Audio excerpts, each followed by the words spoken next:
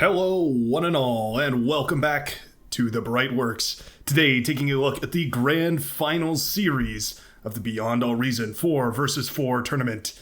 Now, these games have been out for 2 days now that this all happened on the 6th, and I've managed to keep the spoilage to a minimum. I've managed to avoid looking at any of the results from this tournament, so I'm going to be diving right into this blind, reacting, giving you my thoughts, my opinions, my strategic breakdown, and my praise for these amazing players. Spawning on the right-hand side, the red team, we have, in the bottom right-hand corner, Claret. Claret, a very, very seasoned veteran, a developer, and one of my all-time favorites. Whenever I'm in a game with them, absolutely love spectating or watching or playing alongside, witnessing the glory, and watching the build orders come out. Next up, we have, in the orange, Teddy. Teddy, a very seasoned pro as well. Well-earned true skill behind that name. Definitely a player to keep our eyes on. Next up, we have Grumpy in the yellow color here. The spawning in the forward position is trying to, all the words I'm trying to spit out, I'm just so excited here. Grumpy taking a forward position here on this map. We can see in Valis Marina. Oh no, sorry, this is Tabula Remake. The next map is Valis Marinas, I believe. Grumpy here in the forward position. Looks like he's already got the bot lab queued up. Now, I have all this paused because I don't want to miss a single second of action as I introduce these characters. Now, the player I want to keep my eyes on, more than anyone else, Master Bell 2. We've seen some hilarious strategies out of Master Bell 2, but do not be fooled. That player has true skill behind their name. Absolute powerhouses all around. Now, on the left-hand side here, our blue team. Spawning in the top left-hand corner, we have Malady. Malady, a name to fear, a name to revere, and a name to keep in the back of your mind. If you ever see Malady in one of your games, be sure to keep your eyes on them. They'll always have a treat for you. Spawning in front of Malady here in the purple color, we have Captain Jack Sparrow. Now, I don't recognize Captain Jack Sparrow's name more often. I don't play with them very often. I don't see them in the lobbies too often, but 41 true skill. They've got to be a pro. We've seen him in some of the other 4v4 tournaments, and they've made it this far. Must be one of the bests.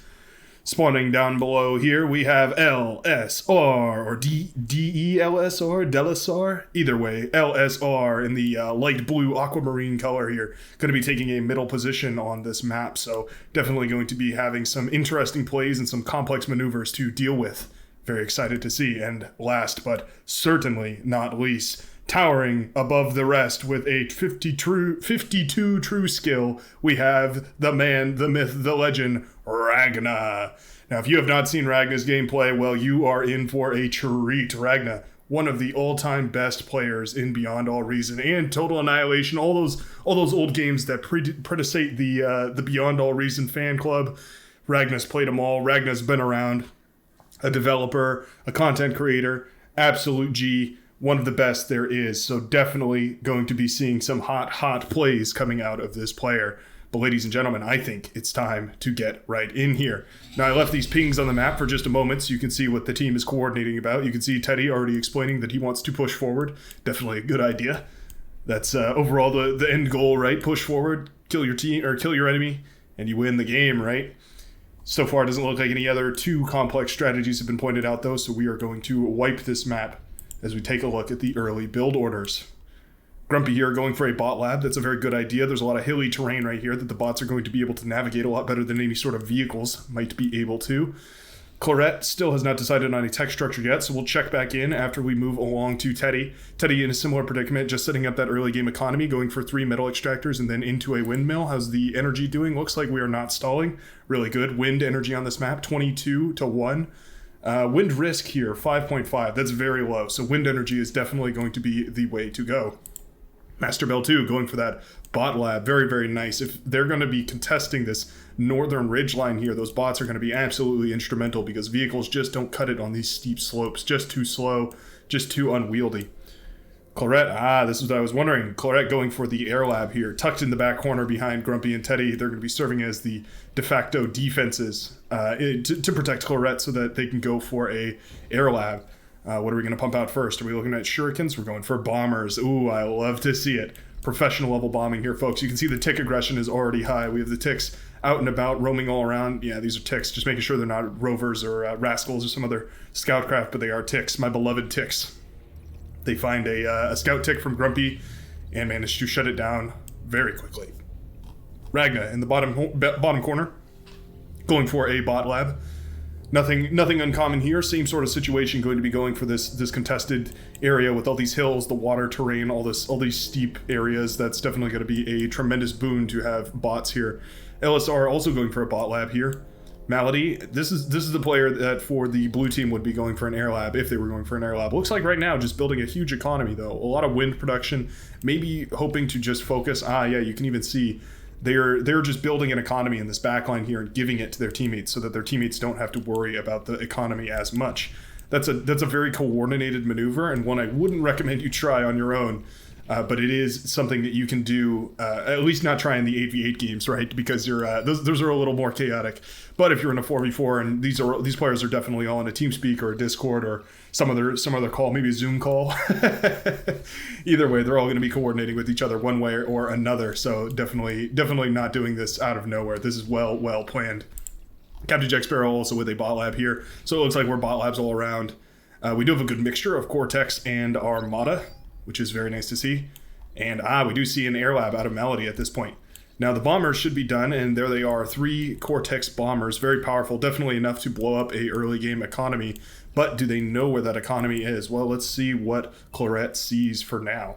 Claret's vision here, and I guess it's the entire red team vision, but specifically from Claret.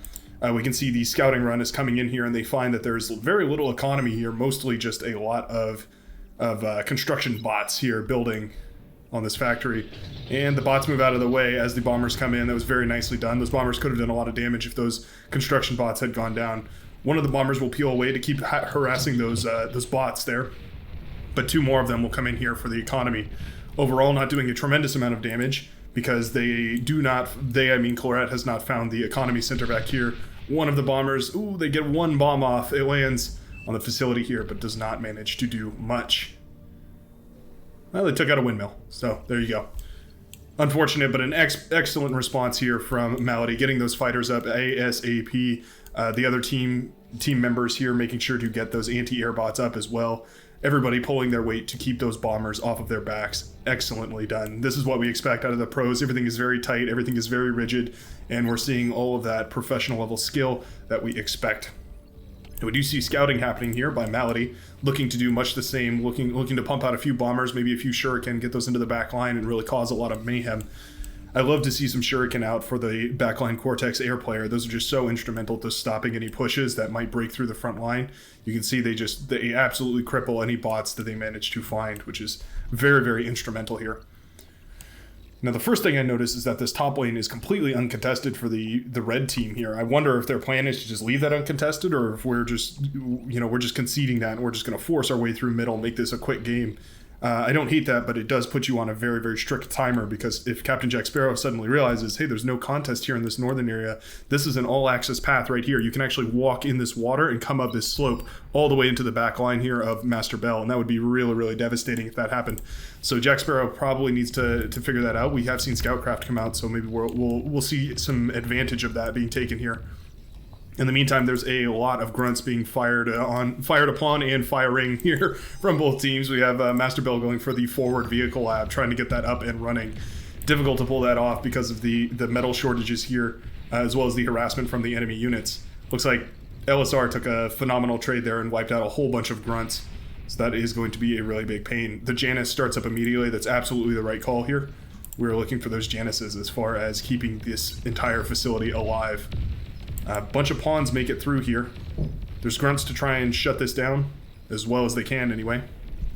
Just going to move my phone to a different location. I just realized that might cause a bit of a disturbance here, so we're gonna move that over. Yeah, these pawns are splitting up here. They're going for the economy structures.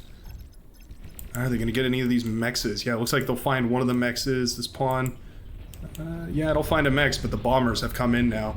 And this entire pathway has been scouted. Yep, you can see Captain Jack Sparrow realizes immediately, oh, this entire fast lane is open and exploitable, so he's going to be moving some units through there immediately. Now, at this point, Claret has relocated. That's interesting. I wonder what the decision-making here is. Not sure why we're relocating to this spot specifically. I guess just moving our production forward a little bit, just to make sure that we can keep this entire facility a little bit closer to the front lines. Bombers do find these big windmills, though, and that is really, really a pain. Yeah, the bombers mixed with the fighters, those are going to be really difficult to shut down, as well as all of these pawns pushing into the back here, and this is a phenomenal play. I would be surprised if these pawns didn't do a crippling amount of damage here. Now, there are some defensive pawns to help out here, but already a bunch of them have made it into the backline economy of Master Bell 2, who's now going to be pushed all the way onto the front lines. You can see also being harassed on the front lines here, a sort of a general concave as Captain Jack Sparrow and LSR collapsing in on this. So quick these pros are to get into a scrap. I mean, we're 6 minutes in here and there's already more units and more destruction on this field than you would see in most 8v8 games. Right, these pros, they just go at it like it's nobody's business. The pawns find the bot lab and it does go down. So that's the backline production here for Captain Jack Sparrow, completely wiped out, or rather for Master Bell, completely wiped off the map by Captain Jack Sparrow. There we are. And so we're going to have to see a bit of a rebuilding back here. Now these construction bots rather are working on making sure that this backline area is claimed, but there's no defenses over here, right? There's light laser turrets here and there, but nothing of too substantial a note. These bombers also getting a free pass here. These light laser turrets not very effective at taking those down. Yeah, the construction bots start up the turret right now, but there is no energy production whatsoever for Master Bell, who is suddenly crippled. Going to need to see some teamwork here, maybe some wind generators passed over from his teammates. Maybe that would be the right way to go. I'm sure he's asking for it. I'm sure there's Discord somewhere and they're communicating. Maybe not though. I mean, they are typing in the chat, so maybe they're just going on instinct. I'd love to think that these players are so in sync with each other. They've practiced this so much that they can just they just know exactly what's going on here. Master Bell's commander in a lot of trouble as it gets pushed, and that is one commander down. Our first commander death of the game, I believe. Commander is much more valuable in this game mode than in other ones where you have 8 commanders to spare. You can sacrifice a few of them. In this one, it can definitely be a who's who, right? And getting one commander down means you're at an advantage. And what that means is that you can just sacrifice your other commanders in order to kill more commanders, right? You're at a complete advantage. Yeah, and now we see the red team down to its very last commander here. Not sure exactly where it is. It's Grumpy's right over here. And this one also in quite a bit of trouble. There's a lot of Janices over here. It takes 5 Janices to kill a commander instantly, and we see 6 out on the field now, with more on the way, I'm sure. So with all these commanders down, that's a huge metal advantage here for the blue team. So I think we're going to be seeing, yeah, it looks like there was a commander trade here, so that's almost 6,000 metal, a little more because of all the wreckages here as well. 6,000 metal is definitely a game-winning lead here, so if the blue team can lap all of that up, that'll definitely be a tremendous advantage. We see more and more units coming out here. We see the bombers eventually being shut down by anti-air turrets that are going to be built, but they're not up yet, and this scout point sees the weaknesses coming out here. There's also a lot of units pushing through here to basically scout how much they have rebuilt. And it doesn't look like there's much at all behind this. Now the bot lab, or rather the vehicle lab here for Chlorette is up and running, so these medium tanks are now on the field. But there's already commanders, there's already a construction turret flown all the way out here. That must have been from the back line. Yeah, it looks like transports might have moved a construction turret up there to eat up all of that metal. And of course these players, they're sharing all of their resources, right? You can see that's one thing all these pros are really good at is they move their slider down to the very bottom. So every scrap of metal, every resource is shared between them all so that there's no... it's all very, very well balanced between every one of them. Really, really important for these team games to make sure that nobody falls behind, no one lane caves harder than any of the others. And if you have a player like Master Bell here who now has to rebuild from practically nothing, they're going to have the funds that they need in order to get back up and running, which is really, really important, of course.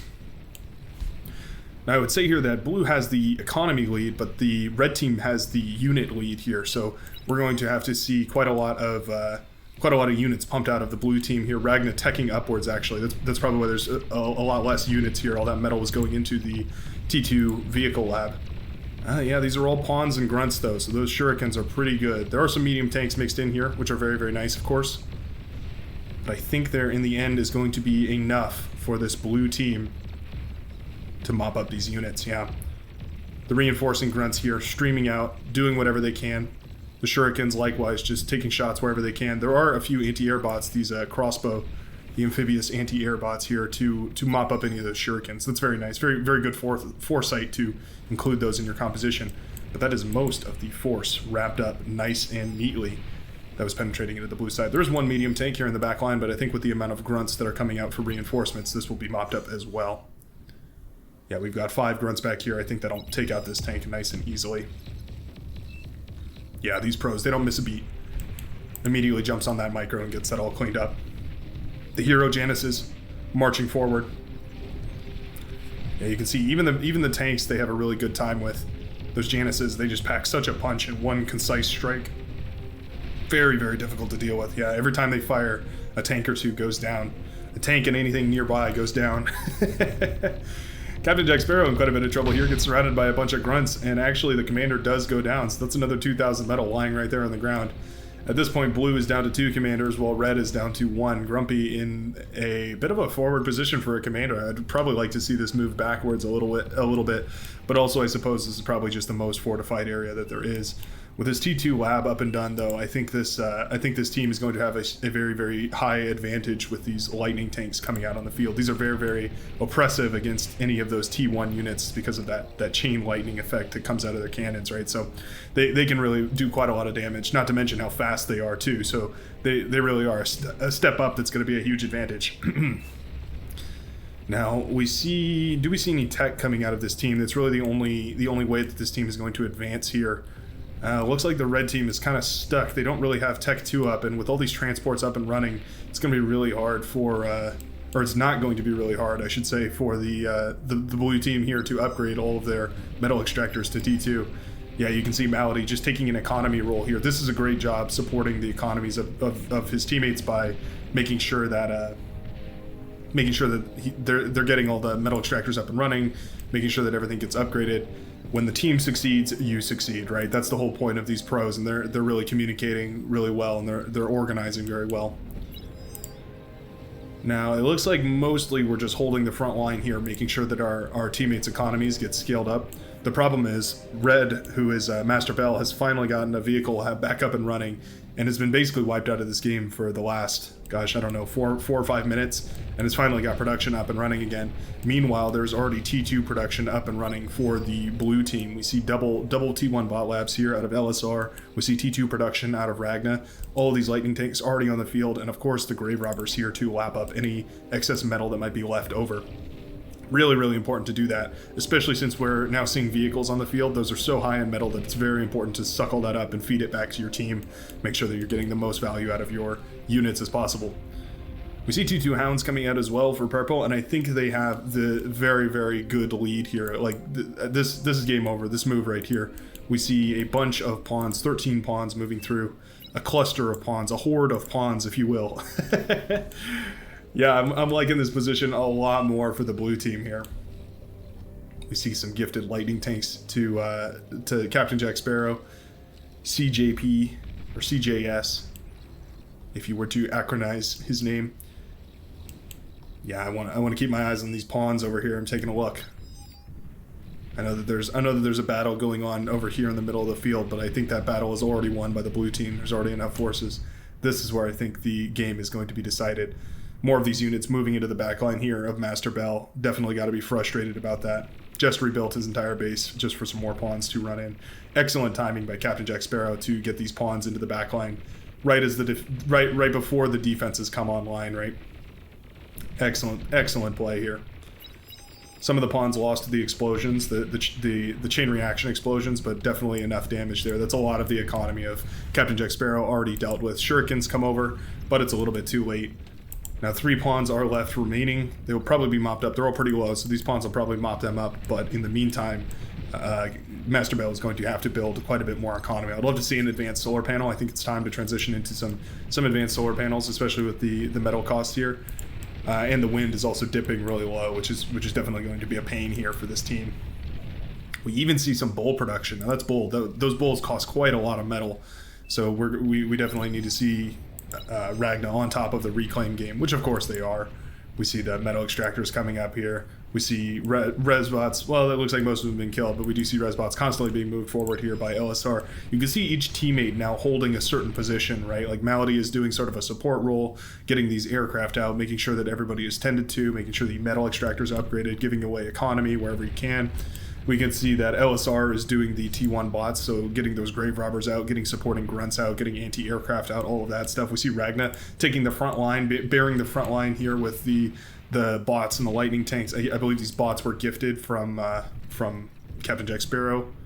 I believe. Yeah. Okay. So we have we actually have a consul, the combat engineer, the T2 vehicle combat engineer for Armada, here to build a few hounds and put them on the front lines.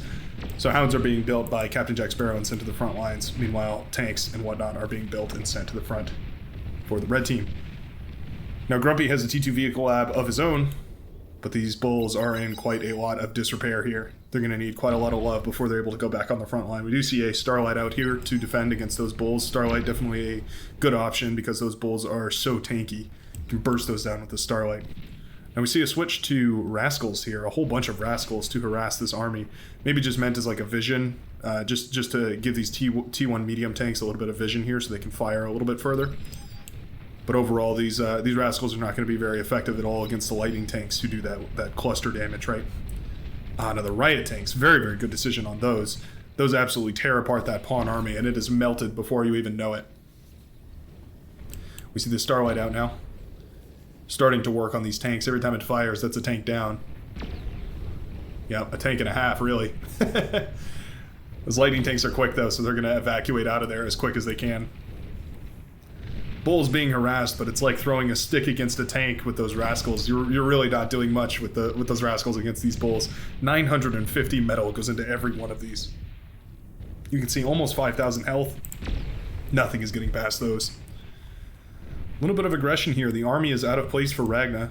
Uncharacteristic mistake as the lightning tanks here for Grumpy move forward, accompanied by a few bulls, I guess, for fire support. They don't see this cloaked cloaked metal extractor until just now. Ragna detonates it, tries to EMP some of those units, but actually they move out of the way just in time. Excellent microcontrol there. I bet Grumpy was aware of that, and he realized, yeah, this metal extractor is probably booby-trapped. Better to just leave it alone. Units are pulled back here, forced to deal with the oncoming units here from a joint force of Ragna and Captain Jack Sparrow. Now Hounds moving in as well, as the bulls. And this is a devastating army. This is a composition now made more entirely out of bulls than lightning tanks, which is absolutely terrifying if you're on the receiving end of that, right? Those bulls put out so much power. You can see every time they fire, that's a grunt or two wiped away. And even against these lightning tanks, they're not bad. Did the Starlight just friendly fire their own tank? It almost looked like it, huh?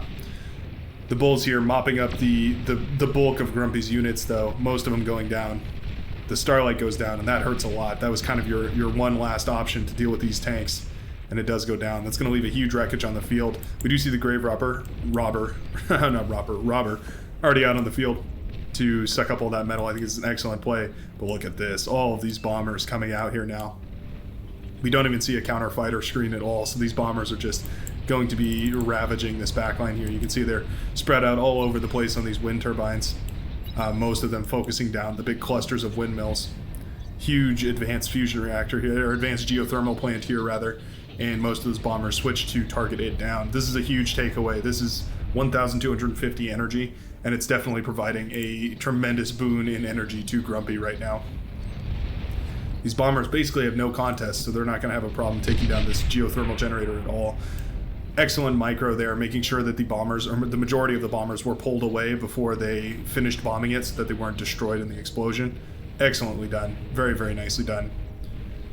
Yeah, these pros, they're so good at making sure that those units get the absolute maximum value out of every single one. More and more of these windmills go down, and that is a tremendous hit to Grumpy's economy. These T2 units, especially the T2 vehicles, are so power hungry, especially when you're going for these Starlights. These take energy to charge, they take energy to shoot. Yeah, they're really, really power hungry, and so getting that advanced geothermal plant is a really, really big hit, as well as taking down any of those windmill clusters that they can. Now the units here from Ragna and Captain Jack Sparrow have pushed through to the main base of Teddy, and I think that is going to be all she wrote for the orange player. The last construction bot here. Just being spared, I suppose. No, trust me guys, I'm one of you. Yeah, look, I can be purple too. Nope, not gonna cut it, as it gets wiped off the face of the map. And that is the last of Teddy's constructors out of the game. Of course, Teddy could rebuild with a constructor from one of the teammates, but I think the advantage here is already swiftly and thoroughly in the blue player's flavor. favor. Just so excited about this. There's so much to watch, so much to learn from with these guys. You can see the from the unit efficiency to the unit movement, the micromanagement, even pulling shurikens. This is so hard to do because you tech up to later stage units. You forget about these really perfect counters to the late game T2 units. So these shurikens come out to paralyze these bulls, making them a non-threat. And with this army, they sweep across the back of the battlefield, and it looks like 2 of the red players have already caved. Master Bill taking control of everything in a last-ditch effort, hoping to win some victory out of this crushing defeat. But I don't think there's much we can do. Sacrificing the commander, resigning for his team, and that is going to put a point on the board for our team in blue. Let's jump on over to the grand finals. I guess game 2 out of 2. Or 2 of 3. I think it's a best of 3. Anyway. Let's take a look at the graphs here. Sorry. Before we jump, I just want to see. Interesting. So Ragna, again, piercing the charts. You know, I don't think I've ever seen a game where Ragna isn't on top. What a tremendously difficult player to play against. Just no matter what you do, always finding a way to eke out some efficiencies over you and climb to the top of that ladder. Definitely well worth the 52 true skill that they have. Yeah, that's really excellent. If we look at the statistics here, we can actually take a look at this. I'll flash through these really quickly for anybody that's curious. And, oh, does this not? Oh, I see. So it just organizes it. Well, there you go. That's your, that's a look at the statistics chart in case anybody's curious about that. Now let's jump over to the next game. Alrighty, and here we are in the second game of the 4v4 Grand Finals. Same teams as before, of course, fighting in the Grand Finals here. We have on the red, spawning in the south side of Emain Matcha.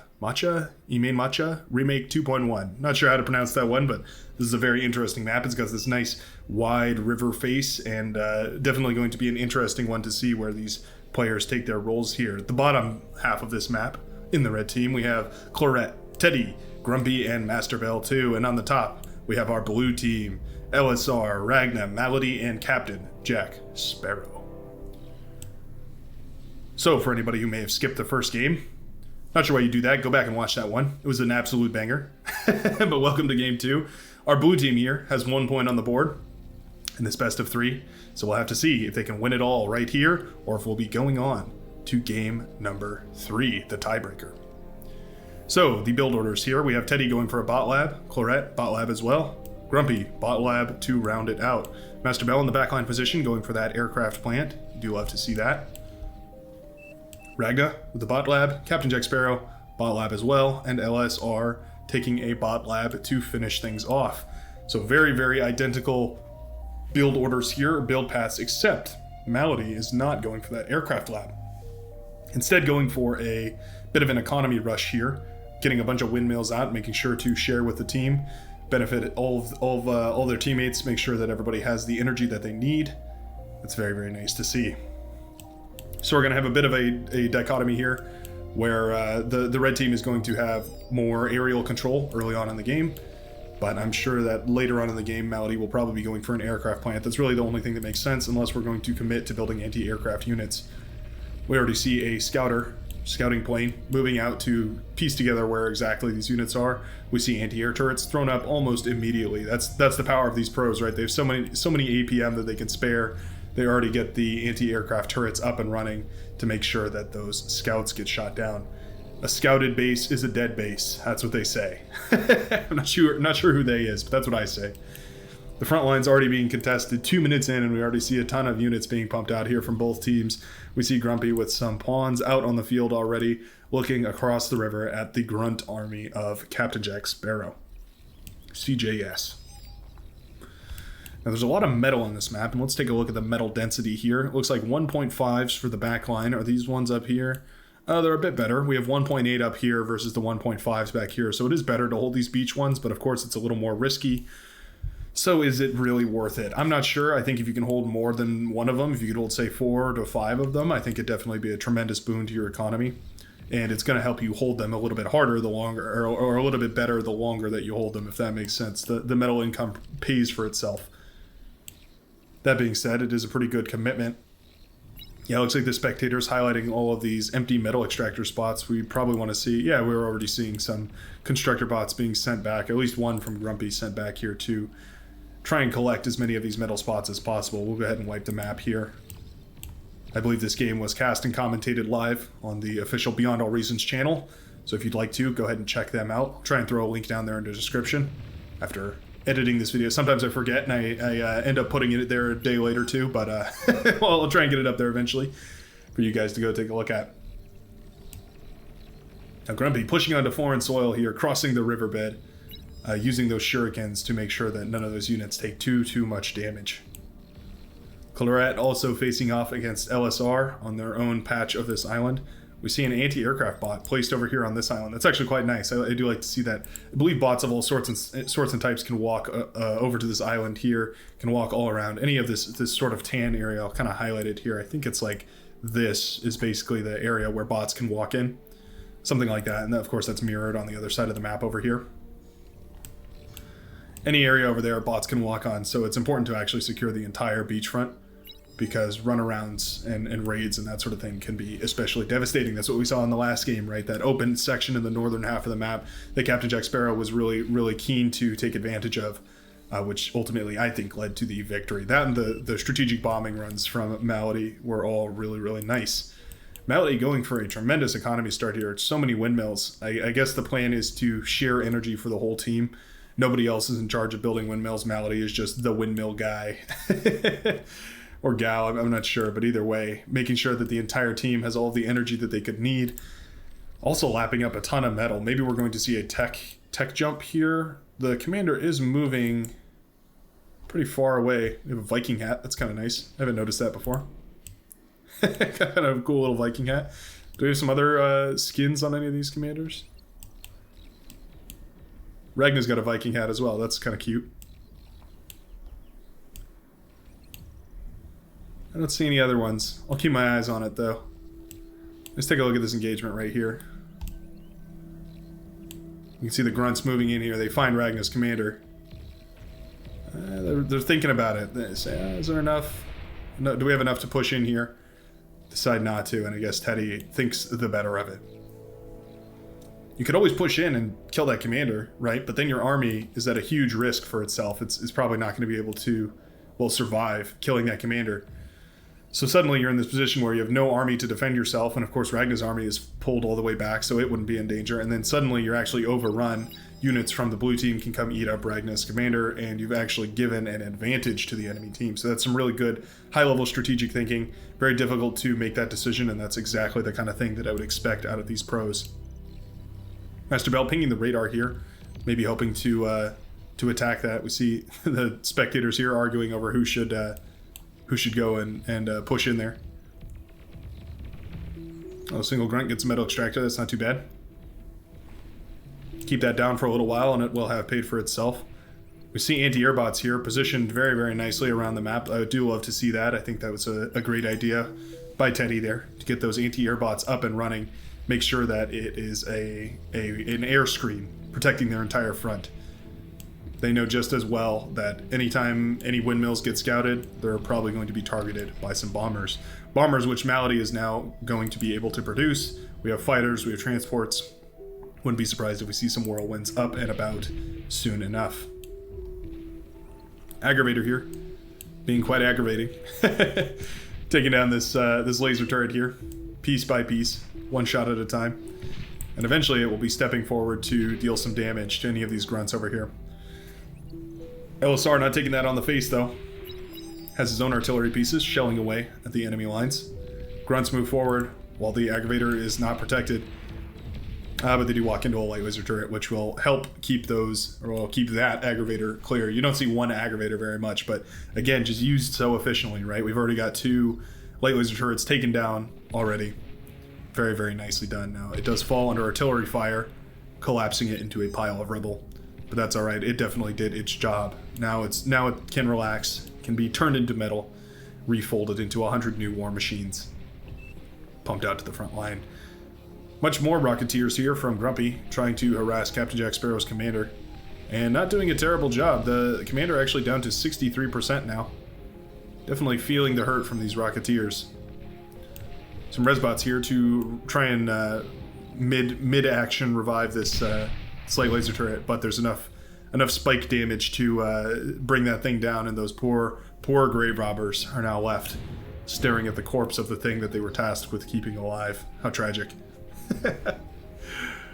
The front lines are drawn, folks. This is where it all comes to a front here. You can see that actually the red team has a very, very nice advantage with all of these metal extractors being completely taken, whereas the blue team has been forced off of the beachfront by a lot of these light laser turrets here. So every second that goes by, the red team is actually pulling in quite a bit more metal. If we look at the statistics here, you can probably see with the metal produced here, you can see that the top producers, I guess this is the cumulative sum.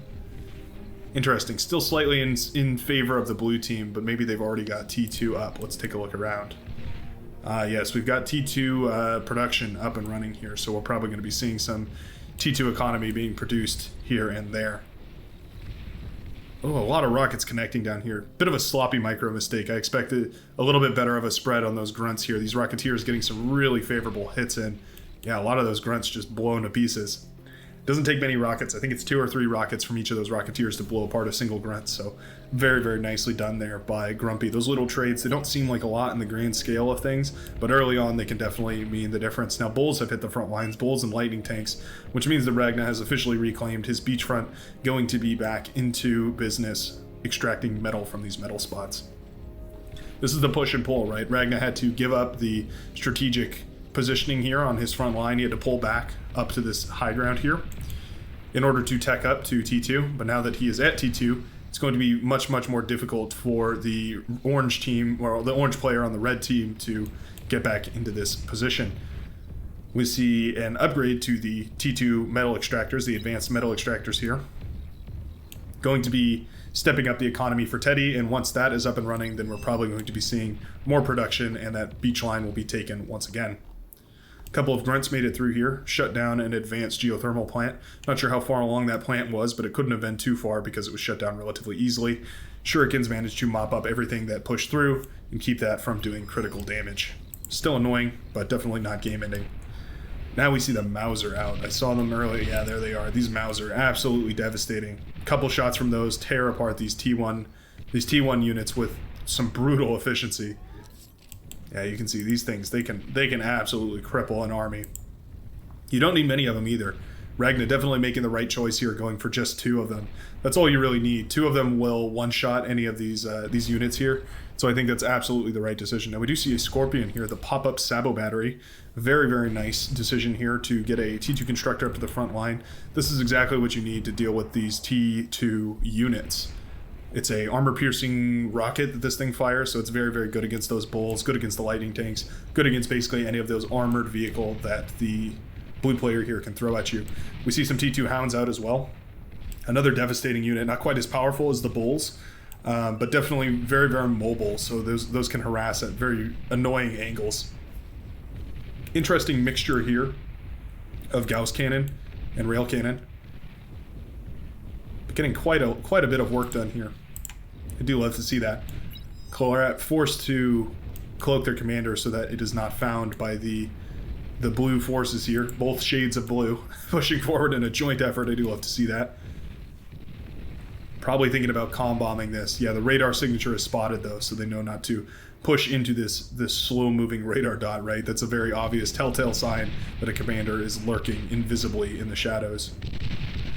Those bulls firing into the nothingness, hoping to hit a commander, and doing a pretty good job at it, actually. Commander down to 16% health. Definitely not looking great. Ooh, that Mauser gets a good hit in. Claret forced to turn around and do whatever they can. The commander does go down. And a passionate explosion, leaving a huge wreck there, and it's going to be really important that the red team reclaims that wreckage, otherwise this is going to be a very, very bad day. The right-hand side has also been harassed all the way to death by this grouping of recluse spiders here. Very, very cool unit. You don't see these very often, so I do love when the pros bring them out to play. All-terrain rocket spiders. Now the all-terrain feature doesn't get too much use on this map specifically. I guess they can climb some of these little beach fronts a little bit easier. But that's not really the main thing that you're looking for. You're looking for that rocket Sabo battery. which can do quite a lot of damage. They're actually kind of a siege unit with how far away they can shoot. But let's keep our eyes over here on this action. We have a bunch of hounds pushing through with grunt support and a bunch of bulls behind that to escort all of this through. There's a few lightning tanks, and by a few I mean exactly one lightning tank that has breached through. But this is actually really important because it's the only anti-air in this entire composition, so it's going to be what's keeping those shurikens off of this player's back. A couple of doubled up metal extractors. That's a glitch that I've noticed recently where you queue these up and it accidentally builds two of them, which is a bit odd, but not really, not a fault of the player per se, just a weird glitch in the game. Master Bell's commander under quite a bit of threat here. Maybe we're relocating here to try and degun some of these units, but again, with really good micro, these units shouldn't really be in any kind of danger whatsoever. Master Bell moving the commander forward here, and if this commander goes down, it's going to be a really big pain. These hounds firing away at it from a distance. Didn't realize just how much grunt support there was, and the hounds aren't even really necessary as the grunts managed to mop up most of that, well, all of that commander's health, sink it down the drain. At this point, that's 2 commanders down for the red team. Things are not looking good. We still have 4 commanders for the green team, and a huge bombing run comes in now. Fighters escorting scouts, escorting bombers. Every unit that you could ask for, they're all firing at whatever they can find, really. The bombers find the advanced geothermal plant. Ooh, they don't quite get it, though. Will they be able to double back for another bombing run? Doesn't look like it. So the geothermal will survive. Oh, there's a single bomber left. Oh, there's a few more that did double back. And I think that'll do it. The advanced geothermal goes up, and with it, most of Teddy's base here. A lot of bulls have pushed through. There's that last one firing, and the T2 production plant goes down here for Chlorette as well. And with that, I think enough pressure has been put on to completely collapse the western side of the red team. Just 3 players left here. Teddy, Master Bell 2, and Grumpy. Grumpy fighting his own wars over here. Commander in a ton of damage. It goes down as well from those recluses. Absolutely phenomenal unit. I wouldn't have thought to bring those out, but that's why I'm no pro. That's why these guys are in charge and why these guys are in the finals here. We can see the rocket spiders firing away there, doing a crazy amount of damage with their rocket barrages. The bombers are here now trying to bomb down whatever these units they can. The shurikens also contributing as well as they can, but the fighters have already made it over here, and every time those fighters fire, a shuriken dies. It's like every time a fairy or a bell rings, a fairy gets its wings. Every time a fighter fires, a shuriken explodes somewhere midair. The onslaught of units cannot be stopped here. We have Resbots. They're looking for an opportunity to get back in there and start bringing some of these units back to life, but we already see Resbots, opportunistic hunters out here, sucking up these labs and funneling it back to the blue team. Excellently done by LSR, and I think that is a game-winning advantage. Teddy, the last commander here for the red team, does go down, and with that, you have your new 4v4 champions, Ragna, Malady, Captain Jack Sparrow, and LSR. The blue team here take the victory in this epic best-of-3 series. 2 points on the board to 0, commanding an epic lead. LSR stealing away all of the medals here, the medals of honor, but the blue team in the shadow back here. Let's take a look at these graphs, the graphs of champions. Thank you very much for watching. This has been an exciting series. Wow, some really important spikes there from Ragna stepping up. Not sure what that was, maybe a bunch of reclaim or something. But thank you very much for watching. I hope you enjoyed. I hope you don't forget to smile. I hope you'll consider subscribing. More than anything, I hope you have a tremendous rest of your day.